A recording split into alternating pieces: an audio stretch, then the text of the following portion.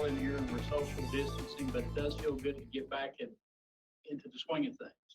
These are different times, and we're going to have to learn to adapt all across the world.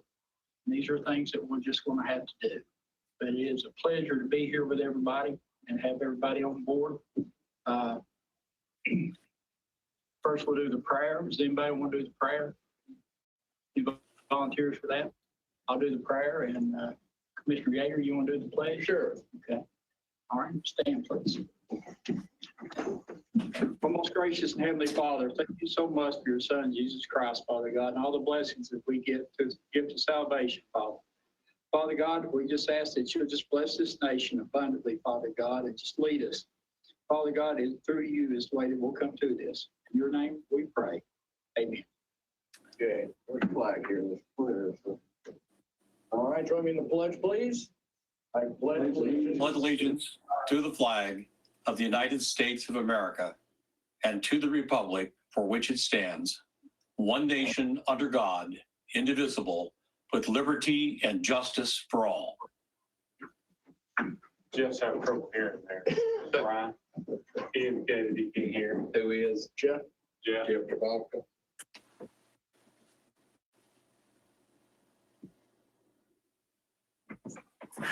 Everybody else hearing me okay?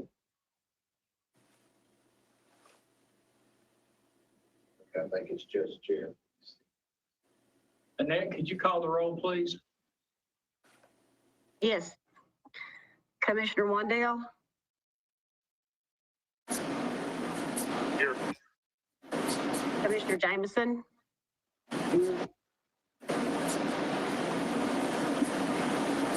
Commissioner Anderson?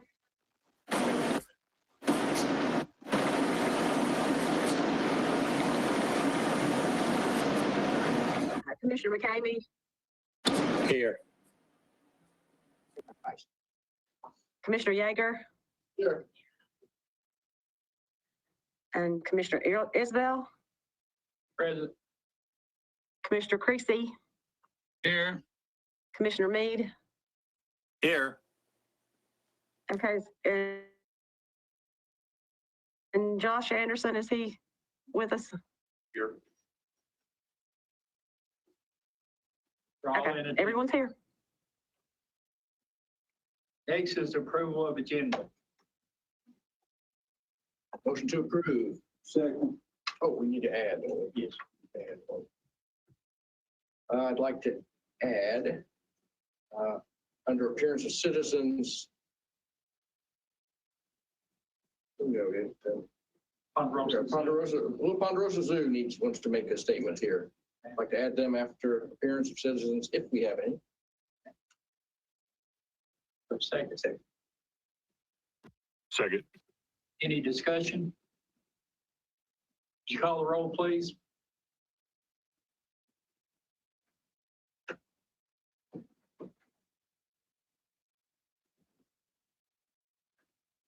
Okay, Commissioner Wandale?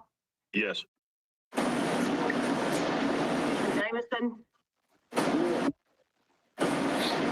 Anderson? McCamey? He's muted. I just Commissioner muted him. McCamey? Is that where background noise is? He was the background. Okay. Shake your head, Robert. Yeah. Okay. And Commissioner Yeager? Yes. Commissioner Isbell? Yes. And Commissioner Creasy? Yes. And Commissioner Meade? Yes. Motion passes unanimously. Next is appearance of citizens. Do we have anyone? Commissioner present? Meade? Yes. Okay, Seeing that. First on the agenda is discussion. That's 8. Is discussion of Little Ponderosa Zoo by James Cox. He's got a situation out to zoo where we've had somebody actually do a target practice. James, would you like to come up? Yes. Come on up there, if you Come on up. beside Tim. Not really.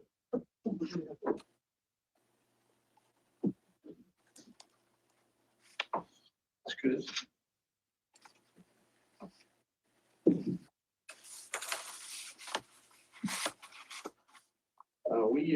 We're having a gun problem. And I know we're in the area of the country, and I realize that we're in a real communicated area too, where a lot of people live, a lot of communities, a lot of houses, and so it's really a good area, but have a lot of target practice. And I'm not talking about just shooting every now and then, or a couple shots a day. I'm talking, like Sunday, 40, 50 rounds off, and we had last year in May, not this May, but last year, we could have field trips this year. We didn't have any, but we had a field trip there, and it was somebody doing it, and we actually had a shot in one of our trailers, and we had a field trip. There's a lot of kids there, and we had to call the sheriff department. They came out, and the guy just didn't realize what he was doing. I mean, he lives up above us. He didn't realize that it's travel. Things go wrong, and then we had a report made of a lamb catching a stray shot. We go out there, and it killed the lamb, But we're having this. It's not just something that happens every other month, or it's every week. Just high-powered rifle, and then it just, it's almost like they're making a shooting range area in that area, and I feel like it's a threat to our visitors. They get nervous, they get scared, and I also feel like it's a threat to our animals.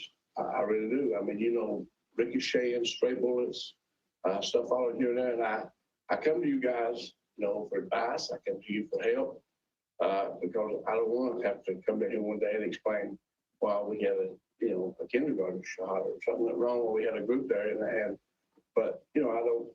I don't know how to handle it, don't know what to do, but it's a regular thing. It's on a regular basis. It's coming, pretty much every weekend, and pretty much a lot during the week we hear high-powered rifle. And I'm not talking about one, I'm talking about, just continuously 40, 50 rounds, 25 rounds, it's like a target practice thing. And it's a scary thing, and it's scaring people, they come to the zoo. And we had a doctor there yesterday, and he came to me. He said, "Are we saved?" Okay, we're saved.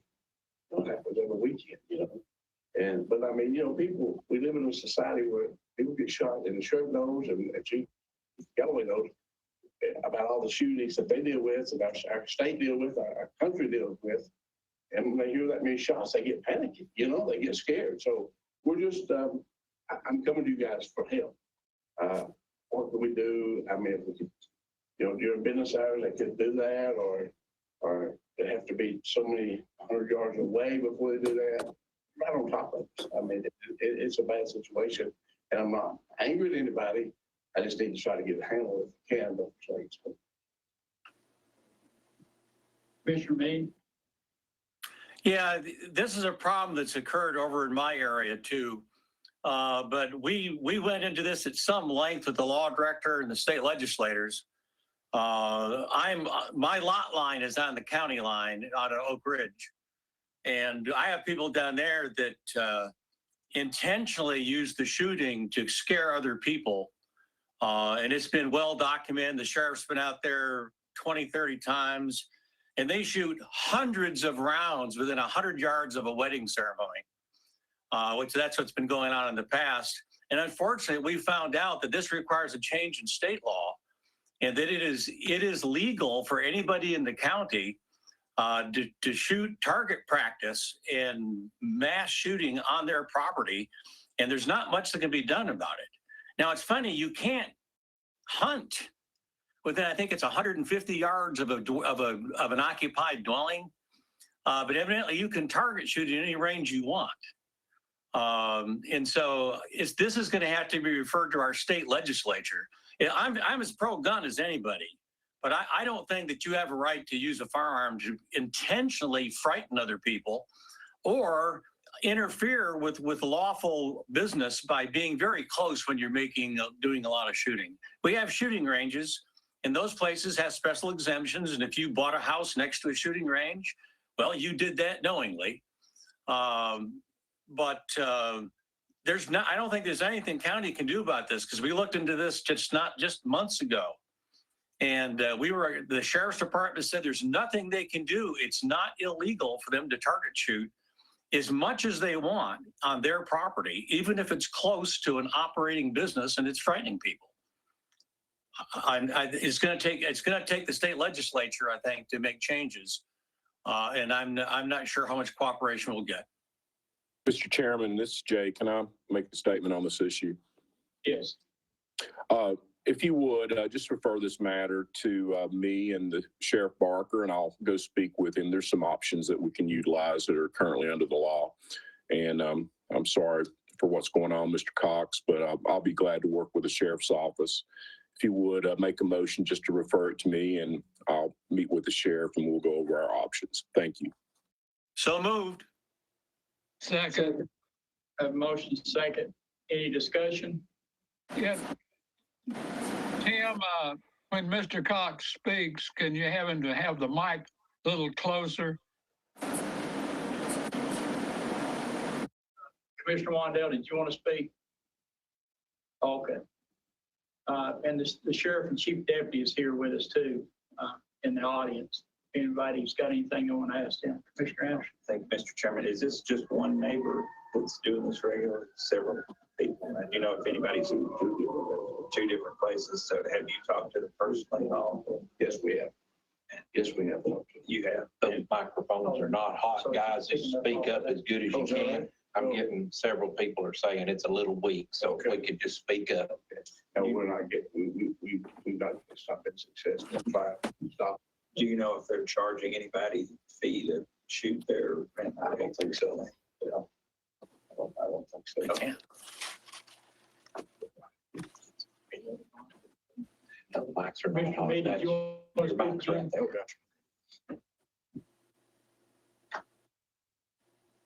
Commissioner Meade, did you want to speak again? If I see your mic. No, I was just agreeing with what they were saying, that there are some people we had a hard time hearing.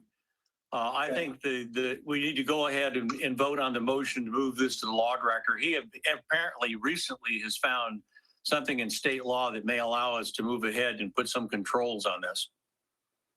Okay, yeah, if I see that your mic is lit up, that's just your opportunity to speak. Okay. Any other discussion? Nick, could you call the roll, please? Okay. Wandell, Yes. Anderson,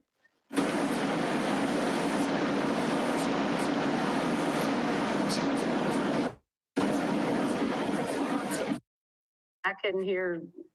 There was a lot of noise. That's Robert. There's Jameson, Yes. Anderson, Yes. McCamey, Yes. Yeager, Yes. Isbell, Yes.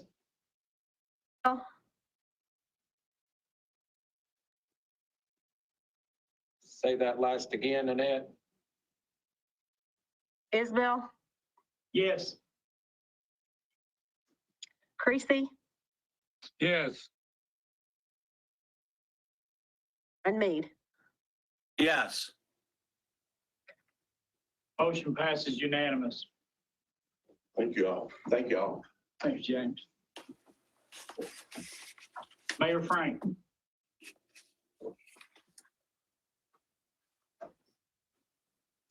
Steve Jones.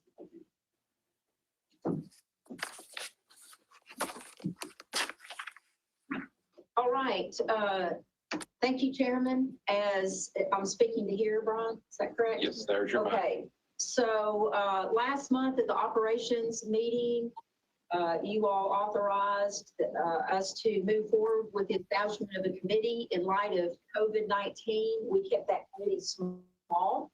So that committee consisted of Commissioner Yeager, Jeff Cole representing the fee officials, myself, the sheriff and his security staff, command staff, and architect Bill Blankenship.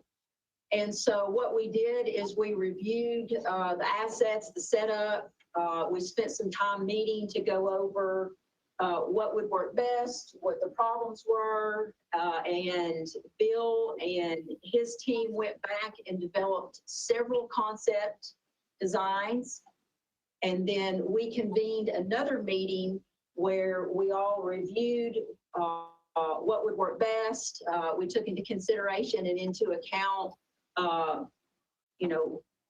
disturbing the operations of the existing offices, what made the most sense, what appeared just at the eyeball level to be the lowest cost of creating a single entrance. So tonight, Bill Blankenship is here to review that plan.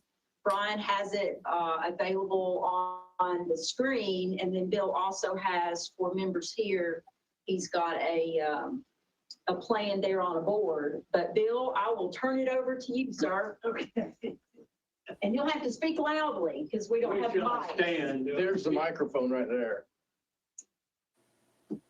So this one, okay. Well, there you go. Is this the one you want, or do you want the other one? This is the one. That's it. We ready to go? Yeah. Let me first say, it's a pleasure being with all of you, commission members, Mr. Sheriff, and Madam Mayor. So this is a real treat for me and real honor. That is a floor plan of the first floor, the ground floor of the courthouse, right across the street. And all of the things we're going to discuss are over on the right side of that floor plan. There were I need to be your Vanna White. I'm a lot heavier than her, but.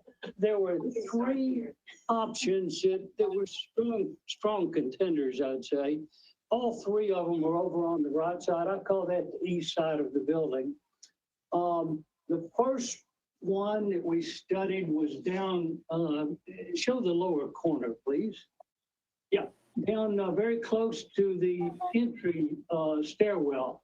The second one was about midway up in East Wall, right through there, developing a corridor from the outside area through the top of the mechanical room to connect and get you into the elevator lobby in the center where those two big X's are.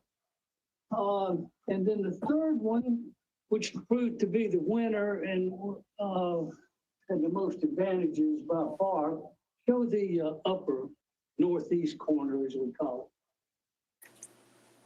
There you go. There is a room right there in the corner of the building, that northeast corner. There's now just, as I understand, has an election machine stored in it. And they'll be leaving. It is a generous size room. It's big enough to accommodate metal detectors, scanners, tables, the 3 or 4, however many law enforcement people work in there. It's a good sized room. And there where you see that red arrow coming in, we'll need to place a new sidewalk connecting. You see the sidewalk out at the curb. That we just need to connect another sidewalk to the building. And it's fairly flat, which, we all said, how good could that be? We don't get into steps and difficulties for handicapped people. It's very accessible for handicapped people. And we show some little dots there. Those are little columns for a canopy over about half of that walkway. Well, sometime sooner or later, there's going to be a gang of people and there's going to be a line out the door. And just wait, it'll probably be raining when they're standing out there. So we're just covering part of that walkway as they come in. And then they can be scanned and in every way in that corner room, and then head, Mayor, show where they turn and then go down the corridor to the elevator. Well, no, turn down there, keep going, now to the elevator lobby, right there. The elevators, like I said, are where those two big X's are, right in the middle of the plan. Those are elevators.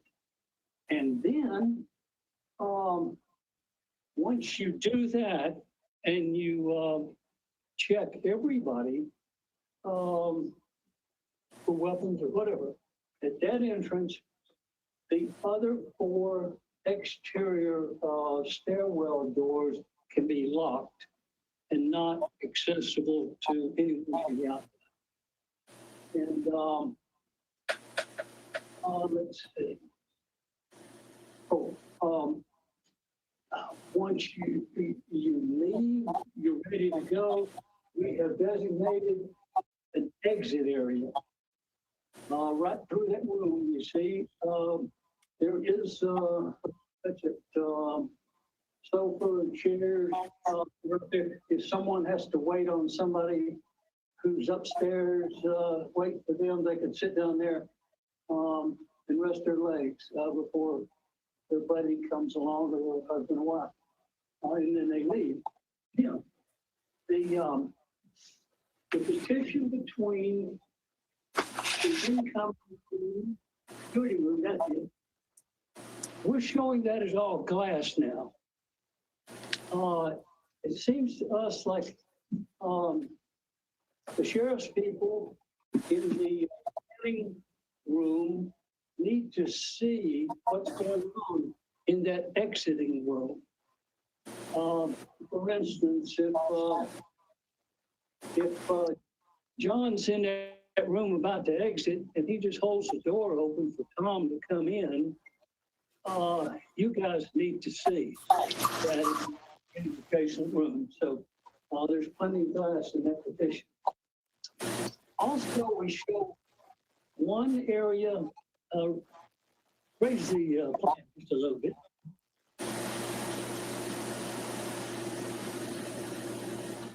There you go. That room, there's, as you know, there's a county commission room there now, but further into that room, there is a wall and a vault door. And the suggestion is to take that vault wall out and open that room up so that it can be used as a substantial county commission conference room. Or it's pretty big for you to use however you want. It's approximately 21 feet wide and about 30 feet long, which is a good sized room. Any questions? Covered all that? During an emergency, how do people get out? Do they go through one exit, get out? During an emergency, they can go, the people inside can go out the way they've always gone out, through the stair openings. We have to leave those open by the building codes. Okay. They can't be closed off or locked. So there will be 4 exits. Yes, sir. Okay, But you can't come in. right. So those, just to follow up on what you're saying, those would be an alarmed exit, so you couldn't, on a normal day, you couldn't necessarily exit. We those can buildings. put alarms on them. Yes, they can. I guess that would be to, so we wouldn't want someone to just exit it on a normal day and then have somebody come through. Right. That way. We need to talk about that. There's various kind of options or alarm, that sort of things. Do the employees, do they want to exit, say, one of the stairwells on the front, just for convenience, let's say? So we need to talk through those. But there's various options we can do with it. But for code reasons, people have to get out. If there's a problem with it. Sheriff, did you want to? No, I was stretching. Oh, Mr. Chairman, just have. Commissioner. my question is if anyone with a badge or any of the commissioners wanted to come in after hours or even during the week, regular business hours, are our badges able to activate the doors without alarms going off? Or are we also required to go through the main entrance? Main entrance during hours. What about after hours? We didn't really get into that, did we? I said both. I said both. I know, we're talking about both. We could make those entrances badge acceptable for employees and that convenience. That can be I done. think that would be extremely practical. It's not like the door downstairs on the second floor that I couldn't get into. I had to wait for Brian to come in. But I think the original, now I may be wrong, but I'm going to say what I understand is during business hours, there is one entrance, and that is that upper corner. Yes, Even for employees? That's the way I understood it. There's one entrance period. that's what we talked about. Yes. Yeah, I will say this, that's what I prefer, because what we're talking about is security, and creating a safe environment.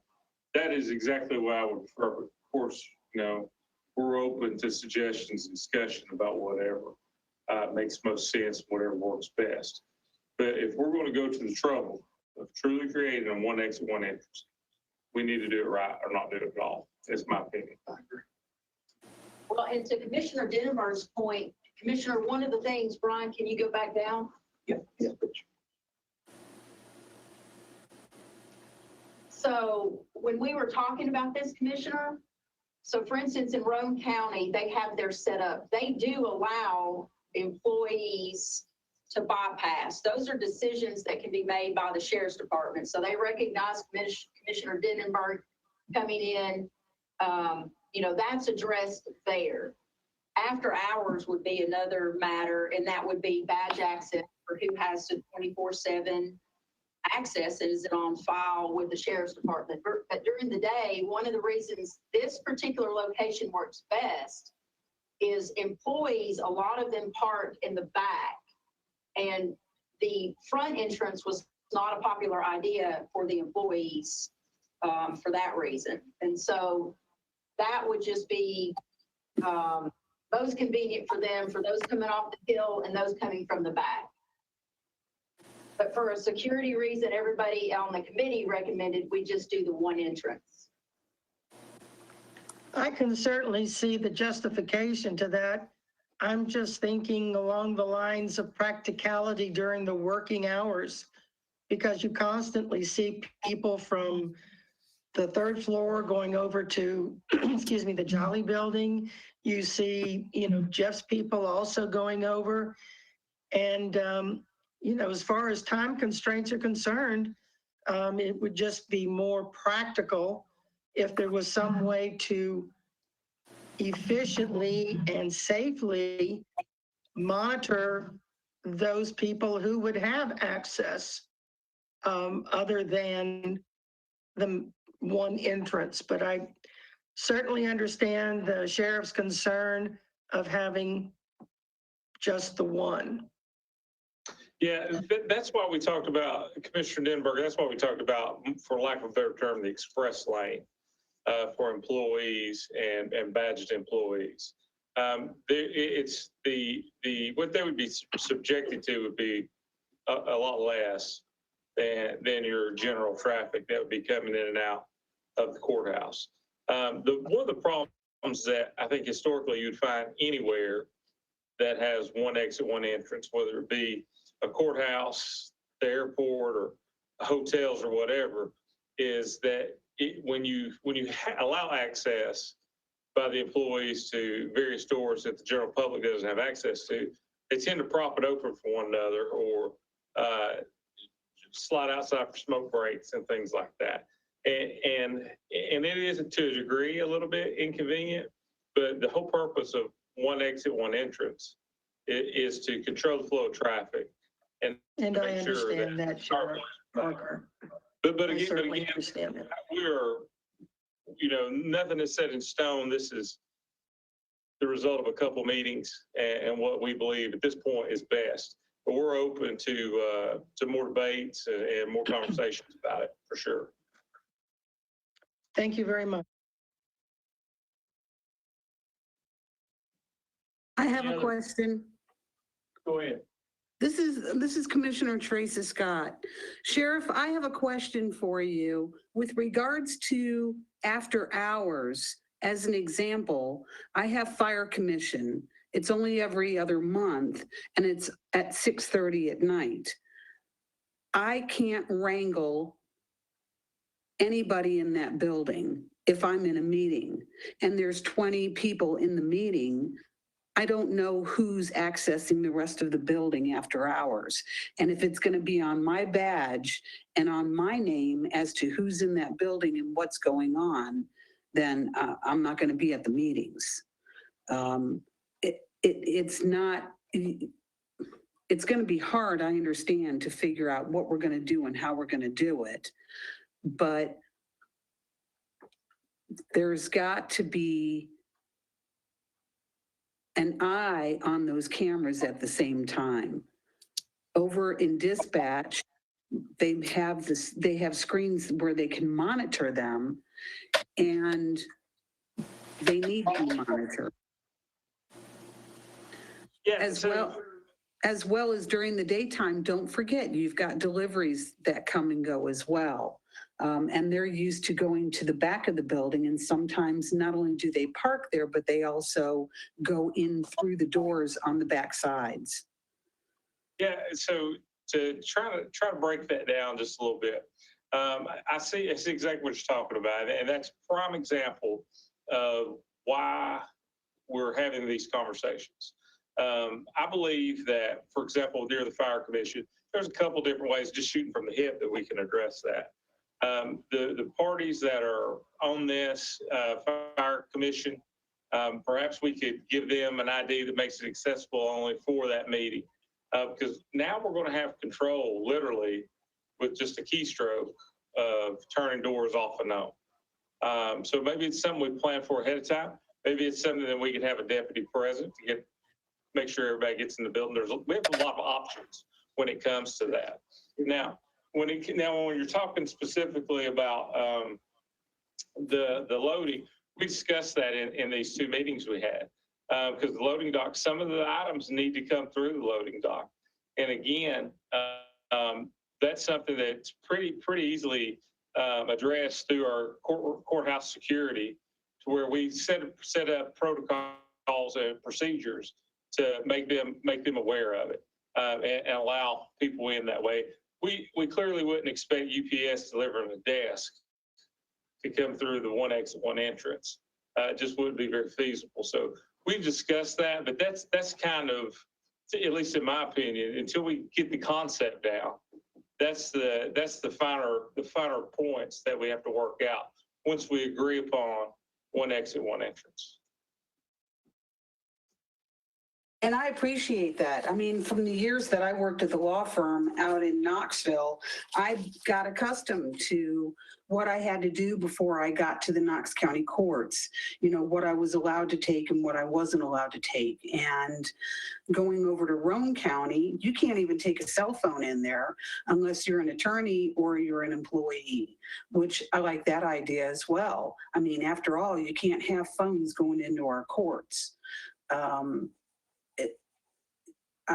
I'm all about a one entrance, one exit. Because like I said, there's too many opportunities at our courthouse, at most of our facilities, actually. So I appreciate you working well with everyone. Well, thank you very much. At the end of the day, I think the consensus, at least from the conversations I've had, is most are on board. When I say most, I'm talking about other departments and employees, because I'd like to remind this body that the HR put out a survey where 80% of them said they didn't feel safe. So that's within our control. It's not a painless process, but it's what we're basically sitting here to do as representing people of Andrews County. And I think if we can get to where we agree on it, the details and how it functions and stuff, that'll be the easy step once we get past the hurdle of if we're going to move forward or not. And everything, and to be really honest with you, those conversations, there's probably some things we've not even thought of. I mean, some of those things we're not going to know until we cross that bridge. Well, and at the same time, you may want to contact CTAS or University of Tennessee. From the classes that I took with regards to courthouse security, I mean, I expressed it when we were talking about the juvenile courts, and that's some scary stuff when the wrong person gains access. But it gave a lot of really good points, things that people didn't even really stop to consider were brought up in several of the videos that they had shown during that class.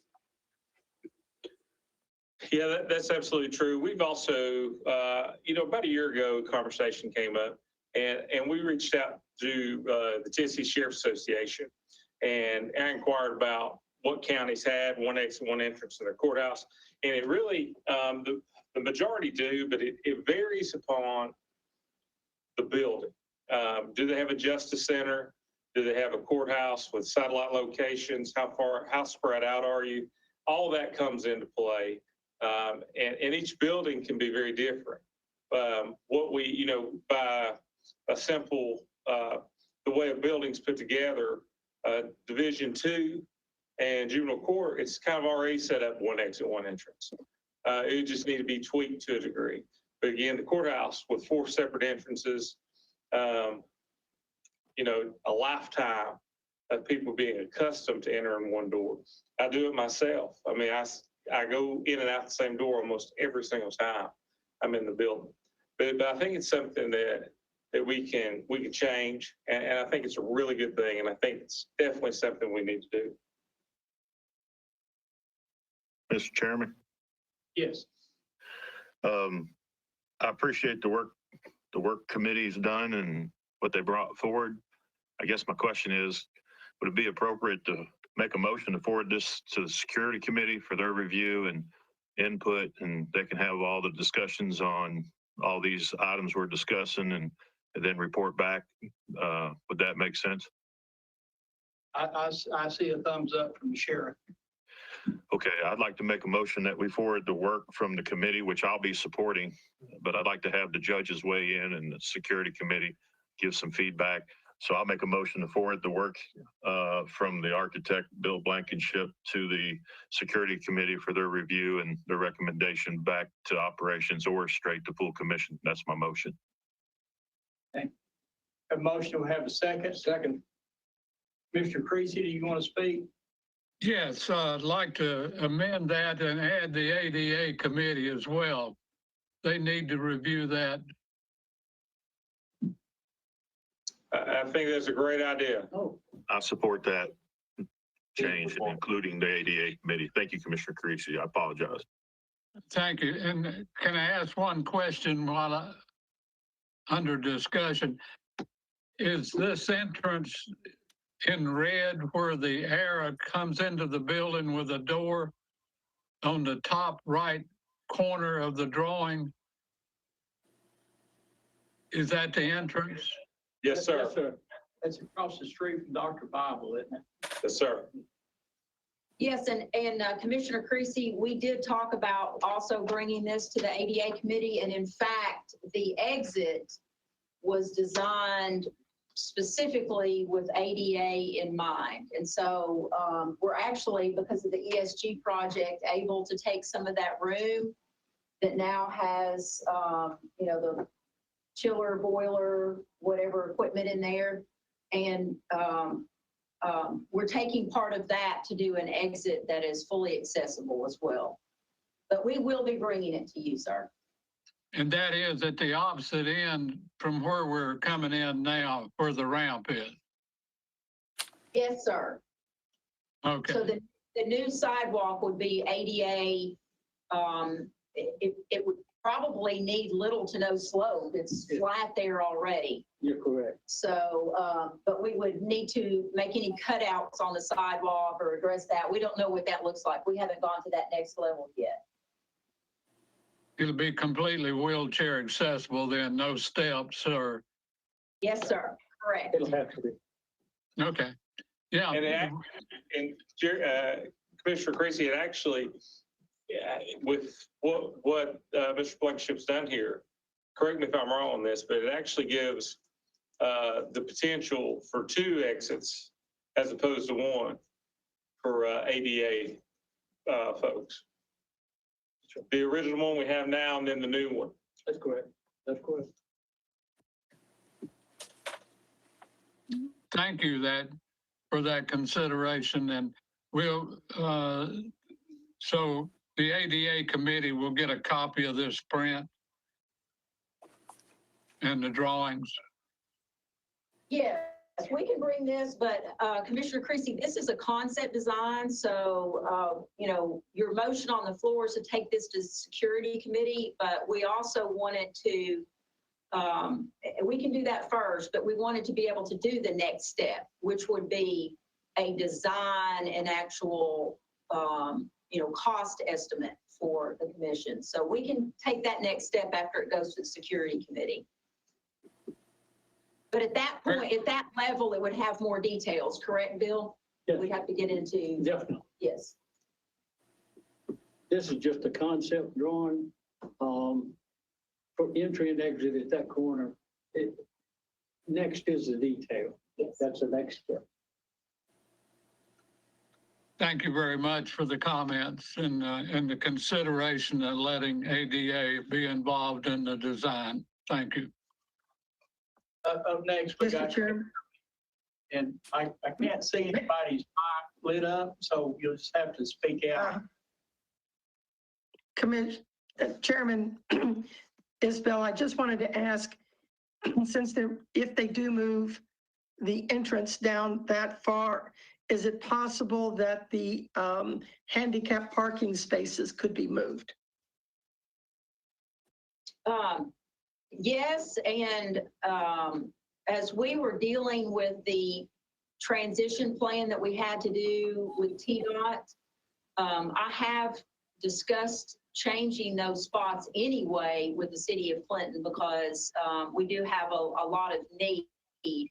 And so when we were looking at redesigning that front entrance anyway to improve the ADA accessibility, I already reached out to them about those spaces. So I fully believe the city of Clinton would be willing to work with us on rearranging those spots. Thank you very much.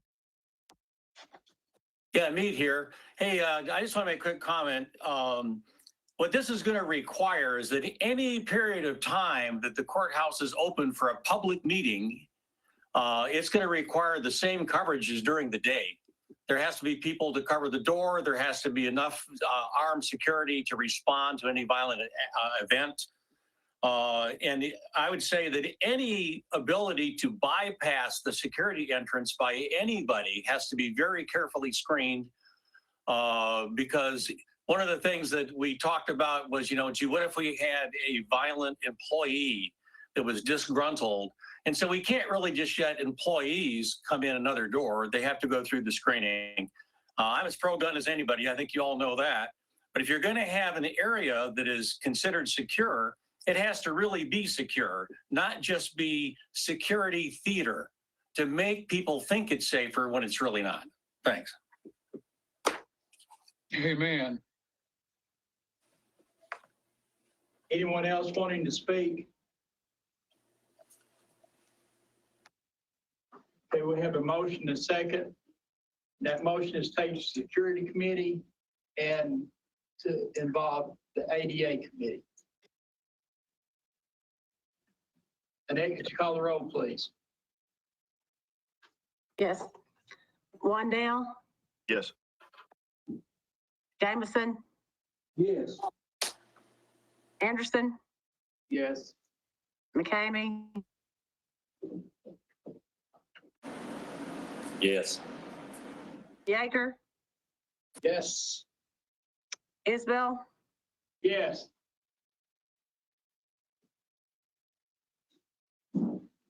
Motion passes. was that a yes? Yes. Yeah, Pardon me? Tracy voted yes. Mead is Okay. voting yes. And Mead? Okay. Everyone voted yes? I think that's everyone.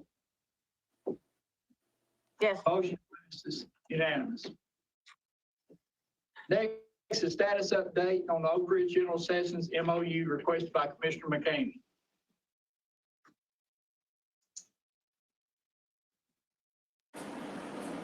Is Jay Yeager still with us? Yes, sir, I'm here. Okay, Jay, can you give us any update on what's going on? From what I can gather right now, due to the COVID virus, it's not been placed on the City of Oak Ridge City Council agenda.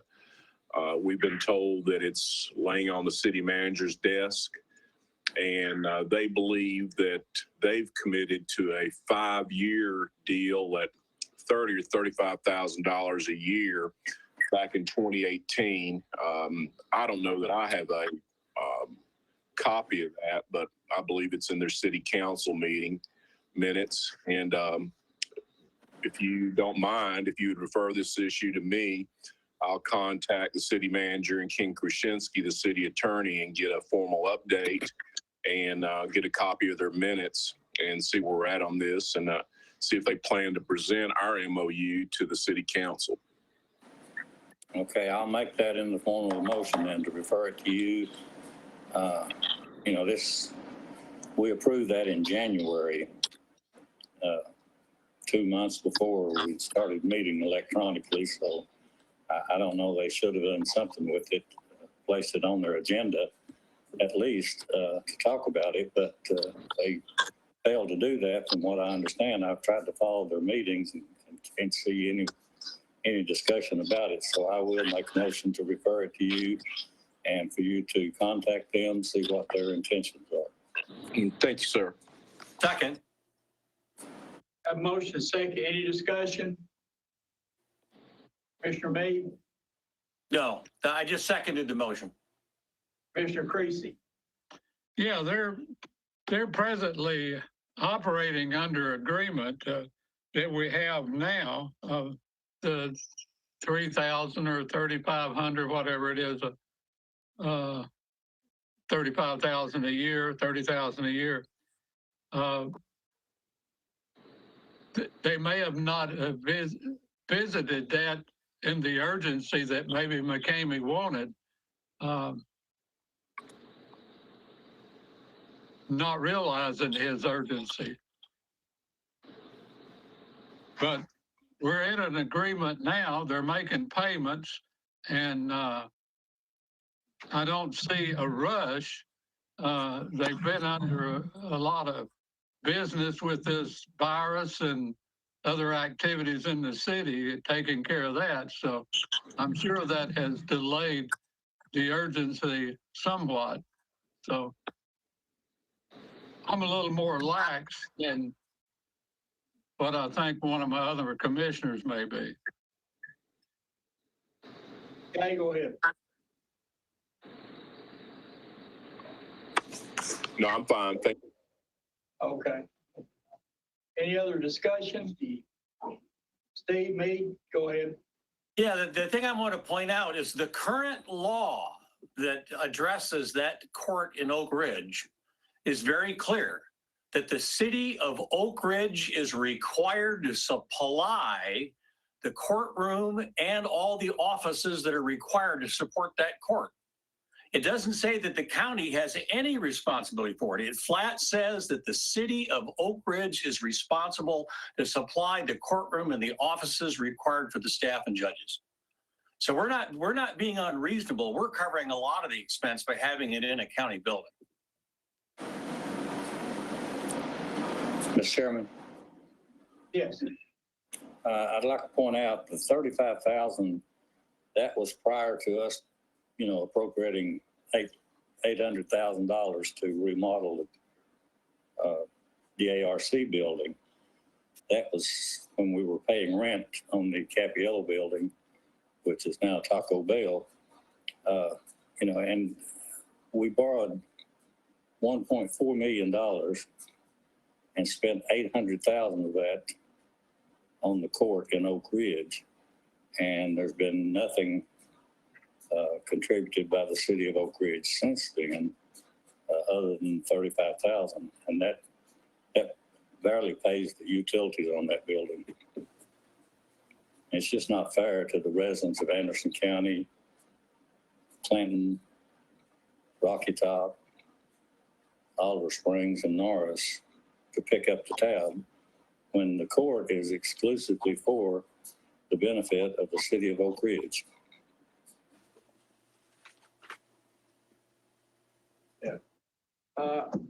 Couple things.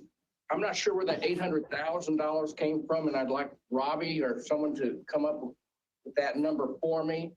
Oak Ridge has paid $100,000 during the renovation. My constituents have contributed to 2 senior centers in the last 3 years. I think that putting the screws to Oak Ridge is a little out of order, to be honest. They don't ask for much in return, that's for sure. There's a lot, the exit Oak Ridge a lot more than comes in. So this can progress as far as it want, as you want it to go, but I will definitely not do anything drastic to try to put the screws to them for more money.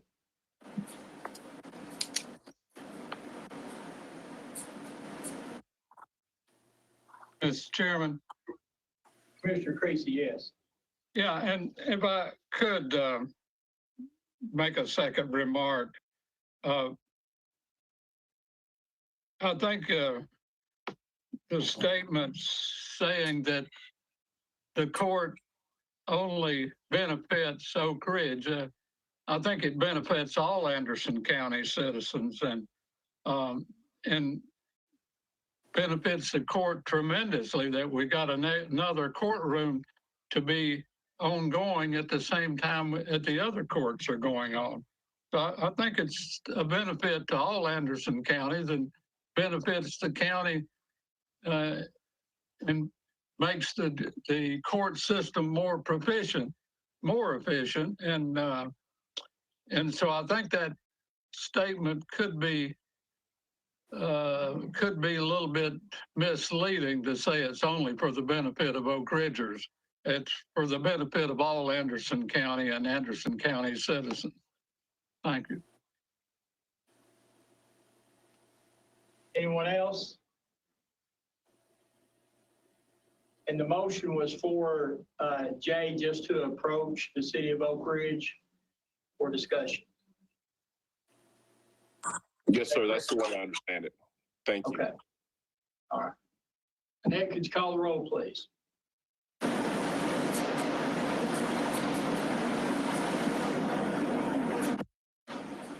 Wandale, Yes. Wandale, Jameson, Yes, for Wandale, sorry. Anderson, Yes. McCamey, Yes. Yeager, Yes. Isbell, Yes. Creasy, No. Mead. Yes. 8 yes and 1 no. 7 yes, 1 no. Okay, motion passes.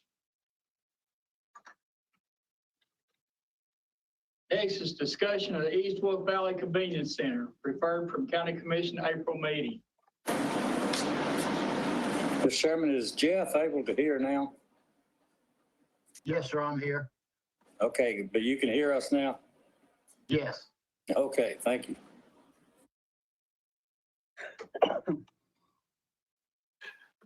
Mr. Chairman, if it's okay, since it's in my district and Commissioner Fritz brought it up, I think I may have seconded it, but I'm sure Jeff and Commissioner McCamey may have some updates or some thoughts. And if you don't mind, I'd just like to open up the floor, let them address that request, if that's all right with you, Mr. Chairman. That's a good idea. Thank you, sir. Robert, do you want to start, or Jeff, you want to It doesn't We've, matter. yeah, we've talked about several options, and we're presently, we have a piece of property, that's close by the place. I haven't got a price on it yet, but the owner is willing to sell. He's going to get back with us. Jeff has been looking at the property and trying to figure out if we, it's a small piece of property, but it's larger than what we have. Jeff's looking at it and getting Waste Management or Waste Connections to do a little study on it to see if it's going to be large enough. We'll be bringing that back. One of the things that we've discussed is we have 2 compactors for garbage and 1 for recycling. We do the single stream recycling over there. We can eliminate the recycling right now and go with 3 for garbage only. And that's going to upset some people because there are some people who are dead set on recycling. In that case, they could take it to one of our other facilities that we do have recycling. And also it hurts us on our rate that we try to decrease the amount of tonnage going into the landfill each month. But other than that, I'll just turn it over to Jeff and let him see what he's come up with that might be in addition to that. Thank you, Commissioner. I did actually meet with Waste Connections out at that new location that Robert was talking about. They said they think it'll work. It's a little over twice the size of where we're at right now. And I guess when Robert had talked to, I'm not sure who the property owner is, it comes out on one side on East Wolf Valley Road, and then the other side of property actually is on Peak Station Road. Ideally, if we could get permission to use access from Peak Station, so we enter one side and come out on the other side, it would be ideal, but apparently that's not even a possibility at the moment, Robert, is that correct? I mean, can you hear me? What was the question again? We're 100% certain that we can't have access from both sides. Yeah, he's pretty adamant about that. He doesn't want to added traffic on Peak Station Road. Ideally, that would be the best scenario, to have an entrance on one side and come out on the other. We loop around, the property is long enough that we can pull people around and come back out onto East Wolf. We'll have to have an entrance and an exit. It should be good enough. I wish it was a little wider so that we could squeeze an extra compactor in there, but I don't think we can do it with the way the property lays at the moment. Things may calm down some once people start going back to work. That sort of remains to be seen. We had a bunch of issues shutting down early in January, sort of slowed down a little bit. Last weekend, I got a call from the attendant at about 4:30, and he said he was full. 3 weeks back, we came really close to closing early. He squeezed it in, but apparently it was packed to the gills. The total, I went back and looked at the March total for Wolf Valley. We were up 43 tons for the month from what we were in February, and up about 25 tons from last March. It's due to people being at home, this COVID thing with everybody being at home. And it's not just us, Knox County's going through it, Roane County's going through it, but we are getting slammed because everybody is doing home renovations right now or yard work. And the amount of debris and waste that is being generated, the end of February and the full month of March, we're up 70 tons at Wolf Valley alone. So it's going to be interesting to see how the rest of these next few months play out in terms of tonnages. I don't really know where we're going with it, to be honest.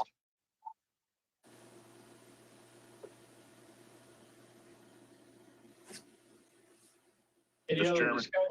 Yes, Chairman Wayne. Thank you. And thank you for the update, Jeff and Robert.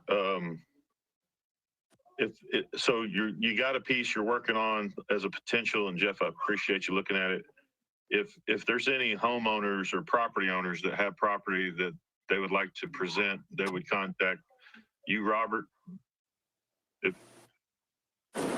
Yes, or anybody. We'll take it. Anybody? Yeah, we'll take it from anybody.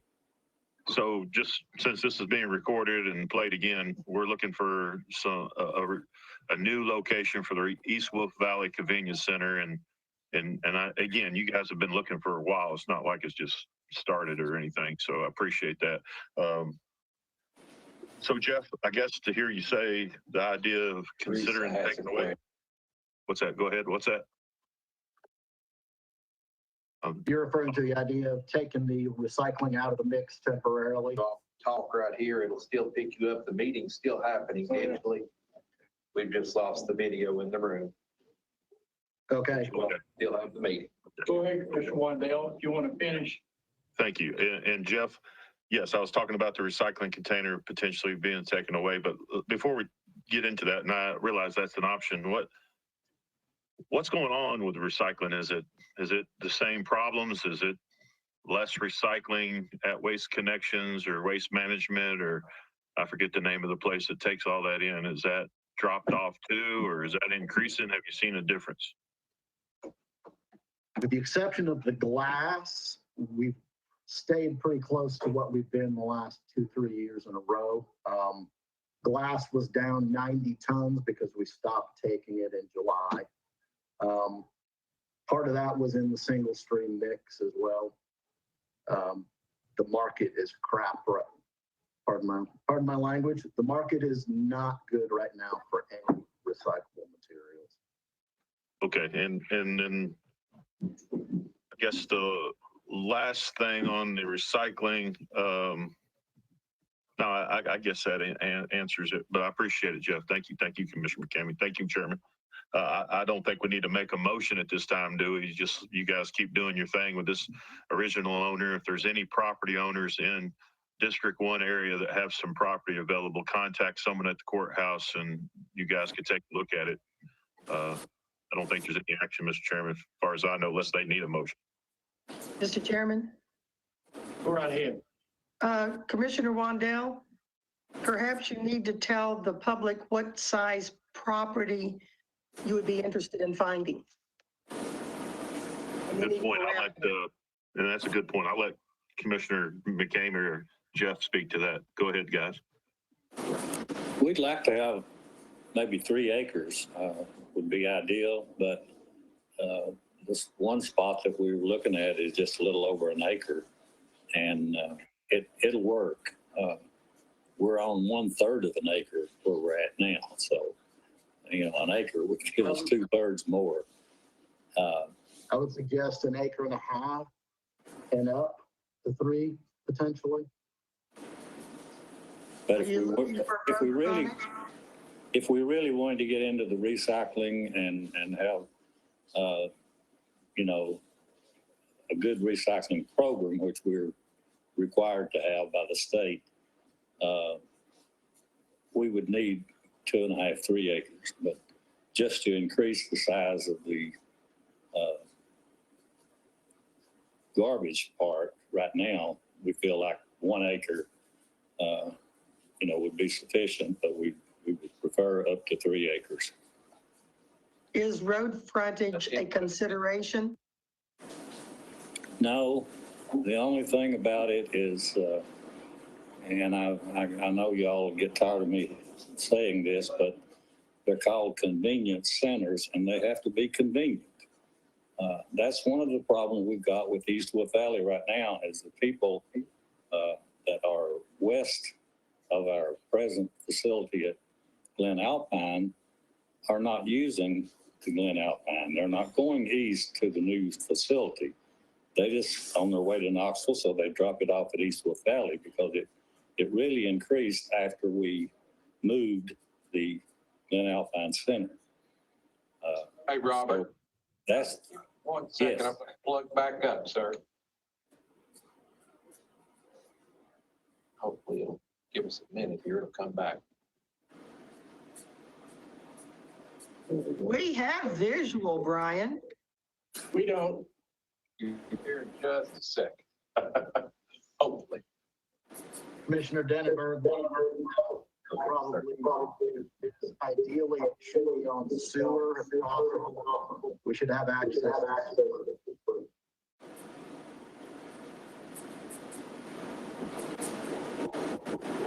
Mr. Chairman, Yes, Commissioner Reese. there's 5 acres there. I'm getting feedback.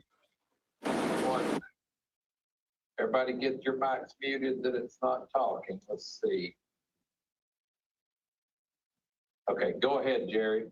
Okay, yeah, there's 5 acres there at Claxton Elementary across from Red Johnson, right near the new Weigels. 5 acres, I think the sign says for sale, right on the corner, Clinton Highway, and it might be a good spot. Tracy would know for sure if that's a suitable spot. Oh, it'd be a great spot, but I'm not sure he want to give it to us for a great deal. You know, I'm saying, but we could check, Jerry. I mean, it is a great spot, great location, but it's just a matter of how much they want and how much we set aside for these guys to be able to get a piece of property. I think that was in excess of $700,000 he was looking for. I can't remember, but it's a good idea. I appreciate it. I think we'll find something, and these guys got something in the hopper. Yeah, I have a lot of dealings with properties occasionally, and just how far towards Powell can you go to still serve the area that you're serving or want to serve? Can you go up as far as Mahaffey Road and still serve your area, or do you need to come back towards Clinton? I defer to McCamey and Jeff on that and what they need to meet the needs, because at the same time, we still serve the other end of District 1, which goes back to Mountain View area and Mountain Park area, rather, and so that would be a little far for them. But what do you think, Robert? well, you know, the city of Clinton and all of South Clinton uses that. So that's a pretty good chunk of our business right there. And it may be a little too far, you know, if they're going to Edgemore Road toward Oak Ridge, if they had to drive out of their way. Robert, are we allowed to have it in the city of Clinton? No, not really. I mean, we are, but again, they would have to rezone the property. This has to be in an I-2 zone. I had even talked with Bill Riggs about the property there at used to be the old theater, drive-in theater. But he's suggested that might not be a good idea because it's in that curve. But there's quite a bit of property there, and it would be not far from where we are now. So we could probably get 3 or 4 acres in there. But again, we would probably need the city of Clinton blessing on it. And I'm not sure that would happen after all this went on with Glen Alpine. Commissioner Creasy, I think I'd be hesitant to go much past where Edgemore and Raccoon Valley come together. I think you're going to get away from the demographic of that area if you go farther south.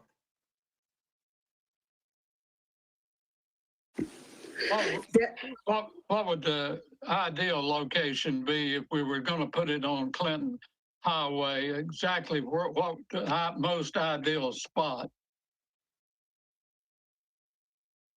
I would think between Clinton city limits and Edgemore Road, anywhere, Yeah, but I don't think you can go past Edgemore Road and get the use that we would demand. yeah, I agree with Commissioner McCamey on that. What about East Wolf Valley Road, if it's not too far down? The Yeah, only as thing long as- about going too far down, if you go too far down, you might as well just go on to the Flinter Mill and to the landfill. Well, this wouldn't be much past the railroad track trestle. Yeah, that'd be great. Yeah. And then Jeff, just for the folks listening, if we did go to 3 garbage and got rid of one of the recycling, where would be the closest locations for the people to take the recyclables? For the full-on single stream, it would either be Glen Alpine or Green Valley. So 441 or 25W up into Rocky Top. The Marlowe Center has a container for plastic and newspaper. We no longer have the glass container out there. Does Oak Ridge have recycling? They do, but that particular, you're referring to the center at the east end of the turnpike? Yes, sir. Yeah, I think that's actually restricted to people from the city of Oak Ridge. Thank you. Thank you, Mr. Chairman. We got Commissioner Anderson and then Commissioner Scott. Thank you, Mr. Chairman. Jeff, what do we pay in rent for the current location there at, $600 a month. so would there be any benefit if you did buy the property at Peak Station? And if, could we maybe do that unmanned recycling?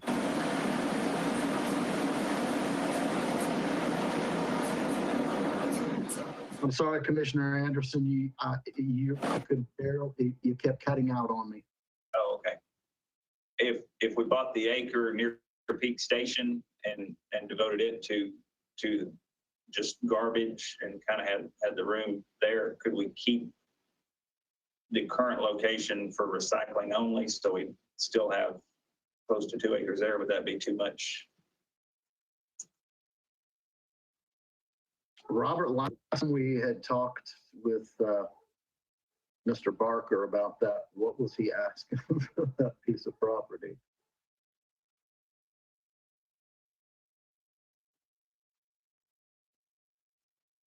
He doesn't want to sell the property. We could probably continue to lease the property.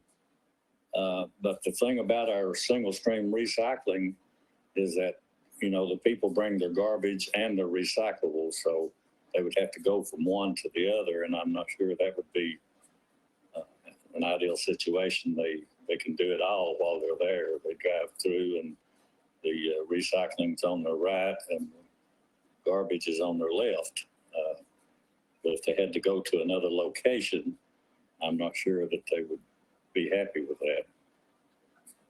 And I'd like to get more feedback on what the operations committee thinks about just eliminating the recycling at this point, because that's the only way we're going to be able to accommodate the amount of garbage without having to close 4:30 or 5 o'clock on the weekends. I can weigh in a little bit on that, because when you go to single stream recycling, that means whoever's picking it up is going to have to do the sorting. And then Jeff, correct me if I'm wrong, but when the market is low as it is now, the tendency is not to sort, but just go straight to the landfill. Is that correct? Or who's doing the sorting? Are you talking about at the processor level? Yeah. As far as I'm aware, we're still the paper, cardboard, and plastics, and the steel food cans and the aluminum cans are still going out. They're not bringing very much in terms of value. The glass is really the only thing that is being landfilled that I'm aware of at this point. Commissioner Scott? Thank you. There's a couple of microphones still on. I can hear feedback. But Jeff, some time ago, I had given you some photographs of the recycling bins that are out in Oliver Springs at the fire department. With that being said, those are mobile units where you just hook the trailer up to a truck and you take it away. And they do that on a regular basis. It's not at a recycling center. It's not at an inconvenience center. It's over at the fire department. Have you not looked into possibly getting some of those and being able to park them perhaps in another area out in the Claxton region? That way you wouldn't have to worry about recycling at that facility. I have looked at those. They're relatively inefficient. They're great for a startup program because areas that don't have any recycling can put different types of material all into one container. Usually those have 3 different sections. And you could put glass, plastic, aluminum, et cetera, all into one container and haul it off. For us, I guess the question would be, it would probably be easier to have a whole bin devoted to plastic, a whole bin devoted to aluminum, et cetera. Those things would fill up so quickly and be so inefficient in terms of hauling weight. You'd be pulling them constantly without really any benefit other than the fact that they're available for people to use. I think that right now, in saying that you want to stop a recycling program is not going to make enough people happy to hear that kind of news. Unfortunately, you're right, Jeff. We're not the only ones that are having issues with an overload of waste. The city of Oak Ridge at one point told us no more landscaping material. That's it. Stop cutting your shrubs, people. And now they are starting to take it again. But it's simply because people have a lot of time on their hands and they're stuck at home. Perhaps, a month from now or even 2 months from now, you're going to find that there's a lot of room in the bins. So I wouldn't go to the extent of putting extra bins out there just for the sake of allowing people to fill them up, past their capacity. But, keep in mind, now that people are starting to trickle back to work, that business is going to slow up some. And you're right. Everything is cheap right now. I mean, look at the price of gas. We haven't seen it like this in how many years? And if you're lucky enough to have bonus points over at Kroger's, you can get gas for less than 50 cents a gallon. So it's a little unheard of. It'll take time, but yes, your markets will go back up. All right. And when we were talking about potentially pulling the recycling at that one center, it would only be for a month or two, not doing it long term. It's just to get through, especially with the increase in numbers we've seen during this whole COVID situation. With like you said, the bulk waste has been a real issue, not just at that center, but at all of our centers. Saturdays and Mondays have been crazy. Every compactor and most open tops at every convenience center are being pulled every Friday, Saturday, and every Monday, because that's when people are going to drop their stuff off. And it's too much in a short period of time. I was by Wolf Valley on Thursday last week, and there was nobody there at 1 o'clock in the afternoon. Those are the days that people are going, is Friday into Saturday, and then Monday coming out of the weekend. And so that is when people are really hitting the centers hard. And it's hard to keep up because we're pulling right now on a Friday, even if the bin's at that location, if the bin is not full Friday, we're trying to make sure we pull both so that we go into Saturday with empty containers. We fill them both up, we fill the open tops up, and then coming into Monday morning, we've got 3 containers we have to get out of there early in the morning and get back to where we can be open for business at 7. And it's hard. This last Monday, we had that scenario happen. And we had to actually close temporarily for about 3 hours on Monday because we didn't get the box back from the landfill in time. Well, and I understand your situation. Like I said, it's going to start tapering off. Like you were saying, though, the weekends are busy right now because they've just got time on their hands. And that's, when you've got folks that have got, a couple and a couple of children, well, somebody's got to watch the kids while dad's out there building the deck. And then that's the earliest they can get out there to drop off the scraps is over the weekend period. Yeah, I can only suggest that, you keep doing what you're doing, that it's going to let up here in a short bit, when people are starting to get back to their regular schedules. But you're doing well. You're doing well and keeping ahead. Thanks. Mr. Chairman, I think Commissioner Creasy, if you don't mind, sir, Jeff, we've shut down a few times, correct? I mean, you had to lock the gate and yes, sir. we were out of commission. So I would support right now, based on what you've said and the solid waste chairman said, taking that recycle container out for 60 days or something and replacing it with the garbage because I can tell you as a commissioner in District 1, there's a lot of frustration, more frustration at not being able to dump their trash, period. And that includes recyclables. So if this would give the solution in the short term to give ability for folks to drop the trash off, if you need a motion, I'll make the motion to replace the recycling container at this time with another garbage container. You're just simply putting a garbage container in for the recycling container. And I'd say we do it for initially 60 days to see how it goes. And I guess my only question is it going to run our cost up anymore? I wouldn't think so, Tracy.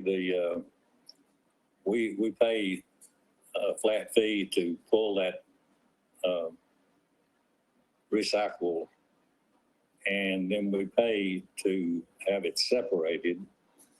And sometimes we owe them money instead of them giving us money. So I don't think it would hurt us any at all, money-wise. Okay, then I would make a motion to replace the recycling container with a normal garbage container. In addition, notify with signage all folks delivering garbage where to take the recyclables as a secondary measure at this time. Is that okay? Yeah. That's my motion. Have a motion, we have a second. Second by Commissioner Anderson. Any discussion on the motion? Commissioner Lee. Commissioner Meade. Yeah, the only thing I'm concerned about on this is I know that a lot of people that show up and find out and come with bags of recycle and find out there's no recycle, just trash. The recycle will go in the trash. So we need to expect the amount of trash to go up. And then we have to, of course, to pay to get rid of that. And so that could be a cost impact, I think. I just think if people come there and they found the only recycle is driving all the way to another convenience center, that's not likely to happen. Thank you. Commissioner Creasy, you want to speak? Well, yeah, I've heard reports where China's not buying our plastic recyclables any longer. So that may be an effect. Of course, I'm sure aluminum cans are certainly still marketable. They are, but the market is actually down about 20 cents. It used to be about 80 cents a pound, and now it's down to about 52, 53 cents a pound. Any other discussion on the motion? Annette, could you call the roll, please?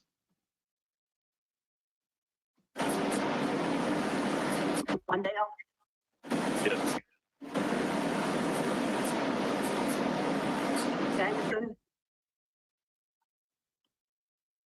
Yes.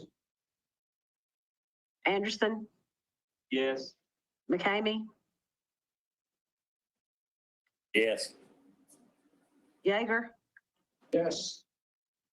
Isbell, Yes. Creasy, Creasy, yes.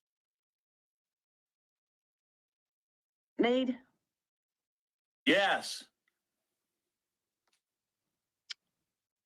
8 yeses. Motion passes unanimously. And you know, paved roads and convenience centers is who we get more calls from than anybody. That's the biggest concern. And over the last week, we had a fire in a dumpster over at New River. And you talk about the phone calls and social media, because that dumpster was going to be taken out. Now, you take that convenience away from somebody, and you'll get a lot of phone calls. But I sure appreciate the mayor and Commissioner Val for working to help get that back, and I think the mayor's got some good news on that. I don't know if you want to speak about that now. Chair, we're gonna, Tuesday, if Tuesday. everything goes well, tomorrow, it'll be back. Tomorrow it'll be back in, is that correct, Jeff? Yes, sir. We're putting one back in tomorrow, one on Wednesday, but we will have it back open tomorrow. I actually potentially do have a lead on the fires. I'm gonna have to get a hold of Shane or Sheriff Barker tomorrow to discuss something. And we'll see what we can see about finding out who's been doing that. For anybody out there that don't know, there's an $1,100 reward to the arrest and conviction of whoever set the fire in the dumpster. All right, we'll move on. Next is the grassroots discussion on the wants and needs of the American public. When we first started out, Vice President Pence reached out to County Commission with all of these requests to call in, because he sees County Commission, because he was governor of Indiana, he sees County Commission as the front line to the public. And I agree with that. I'm sure that every county commissioner here does. With that, and what we've experienced during this time is we have seen so many things that's made in China. The needs that's made in China. And I can tell you, and Commissioner Denenberg can tell you, and Commissioner Anderson, and everybody else that's helped on this, and what we're trying to do is replace shields and filters and you know, there's filters on the ventilators they use on the ambulance. Can't get them anymore because they come from China. That's a need. Because they either have to do chest compressions or guess what? You pass away. So, and even our frozen foods, and I'm sure that everybody out there here lately has heard about so much, the shortages that we have is as a result as China makes. So I think we need a grassroots program to reach out to our state representative, to our Congress, to our state Senate, that says, bring the needs back to the United States and let the wants still be, you know, offshore, but the needs need to be brought back. So, you know, I'm open for discussion. I think maybe a resolution to start out with, but I'm certainly open to any discussion.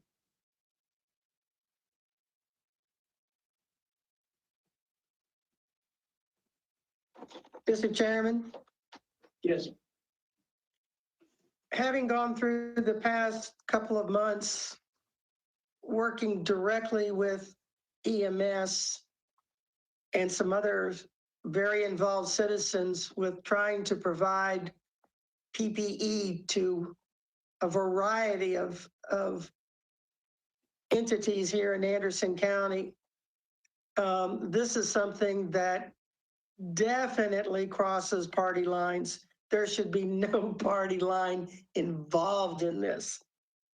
And I think that it should be something seriously looked into that could obviously provide really good paying jobs for residents of Anderson County. And that's my. I agree. So would anybody be willing to make a motion that we could work with, maybe come back next month and discuss this, I guess, or discuss the full commission if Chairman Wandell would allow that, to have some ideas about how we could go forward. And let's say that Anderson County has got a word in this, Commissioner Meade. Yeah, I was going to second that motion. Yes, to make it. Yeah, you need to make it. Oh, okay. I'd like to make a motion for us to have this come back next month. The issue with stuff coming from China is not something that happened all at once. It happened over many years as American companies moved production to China.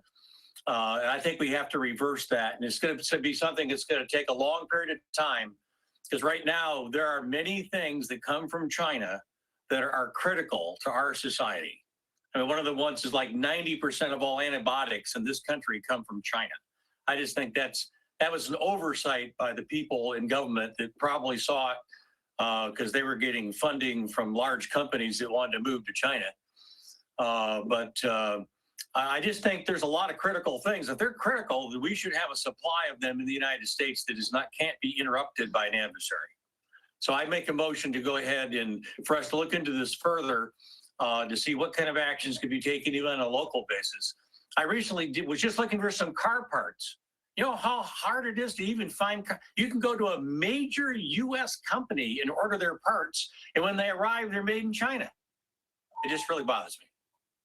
If you go online and try to order parts like I do, you'll see that some of the simplest bearings and things like that, you'll see that it's not available because of the COVID-19 and the China not being able to ship in, which that's fine. I mean, we as American citizens, we are overcoming, and we will overcome the situation because that's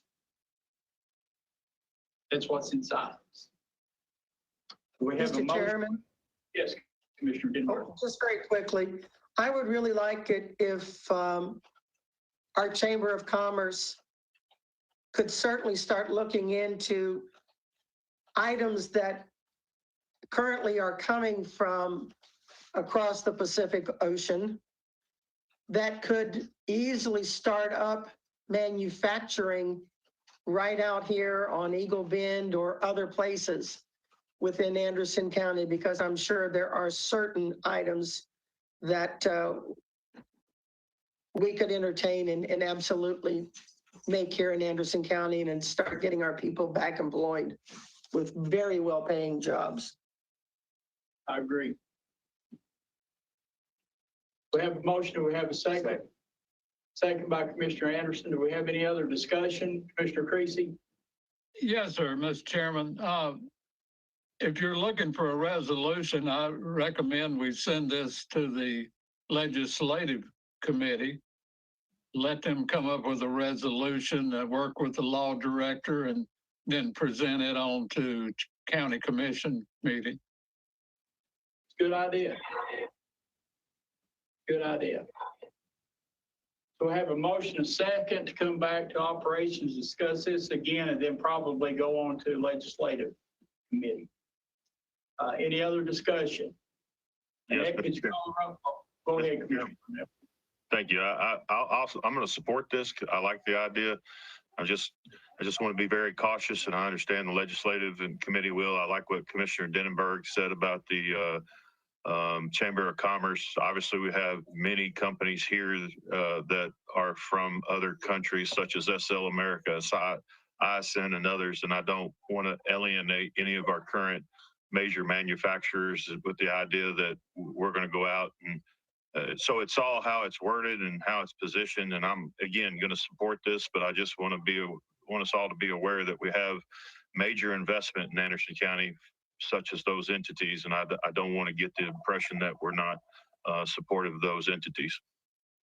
Thank you. I understand that's why I was saying the wants and the needs. You know, the needs, just like the pharmaceuticals stuff. You know, I think needs to be made here, and then of course, you know, the cars and automobiles, things like that's the wants, and you know that can still be made offshore because you know that's important to the trade industry. But I still think, and we have all seen that most recently, The things that we really need, we can't get because we don't produce it here. But Ed, could you call the roll, please? Okay, Wandale, Yes. Jameson, Yes. Anderson, Yes. Kamey, Yes. Yeager, Yes. Isbell, Yes. Creasy, Yes. and Mead. Yes. And I think yes. Motion passes. Do we have any new business to come before this committee? Any old business to be discussed? Motion to adjourn. Thank you. Thank you, Mr. Chairman. Thank you, Commissioner. This conference is now.